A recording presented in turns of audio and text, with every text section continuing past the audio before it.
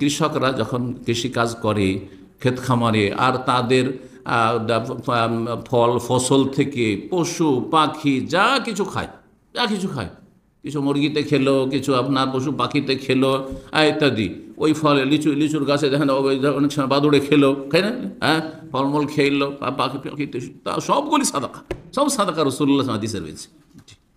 যদি অন্যান্য পশু পাখিকে প্রাণীকে খাওয়িয়ে সাদাকা হয়, কুকুরকে পান করিয়েও যদি জান্নাতের ওসিলা হয়, কিন্তু এই নয় যে আপনিও ওই পাপিষ্টর মতোই। আবার অনেকে মনে করে যে আমিও কিছু করব না জীবনে, আর মেলা পাপ করব, আর ওই মহিলার মতো কুকুরকে পানি পান করে জান্নাত চলে যাব, সে নাম্বার 1 মূর্খ, তার জন্য জান্নাত নেই। এইরকম যারা, হ্যাঁ, যারা দুঃসাহসিকতা দেখায়, পাপ করে নির্দ্বিধায় পাপ করে, তাদের জন্য নয়। ওলামারা বলেছেন যে সেই মহিলাকে আল্লাহ জান্নাত দিয়েছেন এই নেকির ওসিলায়, তার অন্তর দেখছেন, সে কি অন্তর নিয়ে খাওয়িয়েছিল।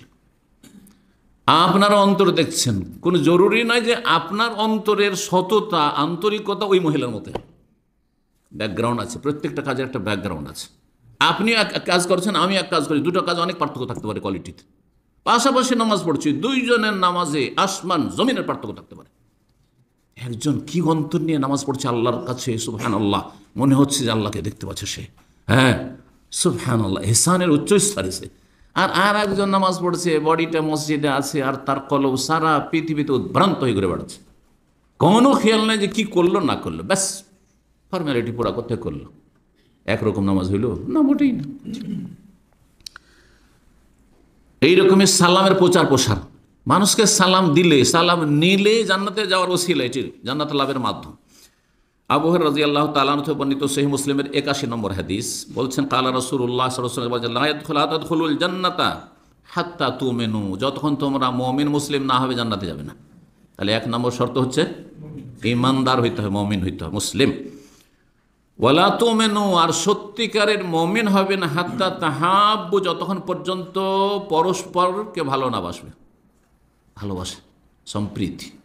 ভালোবাসার বিপরীত হচ্ছে হিংসা, শত্রুতা, বিদ্বেষ, কলহ, সংকীর্ণতা, হ্যাঁ, মন ছোট, সামান্যতে, হ্যাঁ, আবেগী হয়ে মানুষের সাথে সম্পর্ক খারাপ করে না, ইত্যাদি ইত্যাদি, সম্পর্ক খারাপের প্রবণতা, হ্যাঁ, কারো ধার না ধারা, হ্যাঁ, অহংকার, আমি কারো ধার ধারি, চললো না, না না না, আমি যথাসাধ্য জড়াবার চেষ্টা করবো, অন্তরকে জড়াবার চেষ্টা করবো, মানুষের সাথে সম্পর্ক রাখার চেষ্টা করবো, আপ্রাণ চেষ্টা করবো আপন জায়গাতে।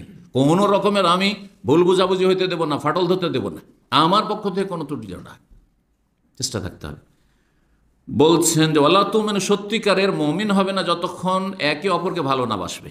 আওয়ালা আদুল্লুকুম আলা শাইইন, তোমাদেরকে বলে দেবো নাকি এমন একটি পয়েন্ট, এমন একটি বিষয়, ইযা ফাআলতুমু, যদি এই কাজটি করো, তাহাবাবতুম, তাহলে পরস্পরকে ভালোবাসতে পারবে, হ্যাঁ, ভালোবাসা সম্প্রীতি তৈরি হবে। ভালোবাসা তৈরির, মুসলিম সমাজে, মুসলিম পরিবারে ভালোবাসা যাতে অটুট থাকে, মজবুত থাকে, এর একটা পন্থা বলে দেওয়া নাকি, বলছেন রাসূলুল্লাহ সাল্লাল্লাহু আলাইহি ওয়াসাল্লাম, সেটা হচ্ছে আফসুস সালামা বাইনাকুম, বেশি বেশি তোমরা সালামের আপোষে প্রচার প্রসার করো। সালাম আর সালাম, সালাম দিলে ভুল ধারণা দূর হয়ে যাবে। সালাম দিলে আপনি অহংকার মুক্ত হয়ে গেলেন, হ্যাঁ, সালাম দিলে আপনি তার জন্য শান্তি কামনা করলেন। সে যদি সালামের অর্থ বুঝে তাহলে এটাই যথেষ্ট যে সে আমার জন্য শান্তি চেয়েছে, সার্বিক শান্তি চেয়েছে, আর কি চাইবে?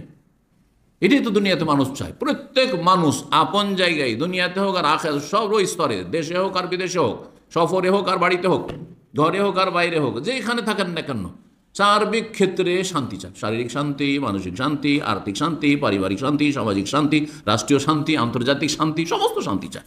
সাথী সঙ্গীদের সাথে শান্তি, রাস্তাঘাটে পথে সব জায়গায় শান্তি চায়। দুনিয়ায় শান্তি শান্তি শান্তি করছে, কিন্তু শান্তি পাওয়ার যে তরিকা রয়েছে সেই তরিকায় আসতে হবে। শান্তি কামনা সবাই করে, কি শান্তির পথে আসতে চায় না। শান্তির পথ একমাত্র রবের সাথে সুসম্পর্ক। যার আল্লাহর সাথে সম্পর্ক আছে তার অবশ্যই শান্তি আছে, বালা মুসিবতও শান্তি আছে। জি, আল্লাহ রাব্বুল যেন তৌফিক দান করেন। সালামের প্রচার প্রসার করলে ভালোবাসা জন্মিবে, আর ভালোবাসা জন্মিলে তোমরা সত্যিকার মুমিন হইতে পারবে, আর মুমিন যদি হইতে পারো তাহলে জান্নাতে যাবে। যে হাদিসটিতে এই 3টি কথা রয়েছে, যে 3টি কথা বললাম, জান্নাত যাওয়ার উপায় কি বললাম?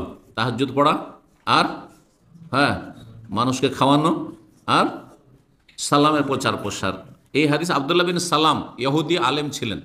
মদিনায় যখন রাসূলুল্লাহ হিজরত করে আসলেন তখন তিনি দেখে তার বিশ্বাস হয়ে গেল যে এই চেহারা মুবারক চেহারা, এই চেহারা মুখমণ্ডল, এই চেহারা কখনো মিথ্যুক হতে পারে না, সত্য নবী যার অপেক্ষায় আমরা আছি। কিন্তু আমাদের ধারণা যে মক্কায় আসবে না, আমাদের বংশে আসবে, মানে বনী ইসরাইল আসবে, ইসমাইল আলী ইসলামের বংশে আসবে না, ইসহাক আলী ইসলাম ইয়াকুবের বংশে আসবে।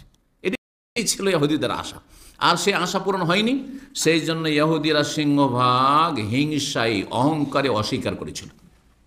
তারা যে ইহুদিরা জাহান্নামী হয়েছে, বনী ইসরাইলরা বিভ্রান্ত হয়েছে, এর পিছনে কারণ হচ্ছে হিংসা এবং অহংকার, যে ওরা কেন এটা পাবে, এই ক্রেডিট ওদের কাছে কেন যাবে, আমাদের ঘরে কেন আসলো না। অনেকেই কিন্তু এই ক্ষেত্রে বিভ্রান্ত হয়ে যাচ্ছে। জি।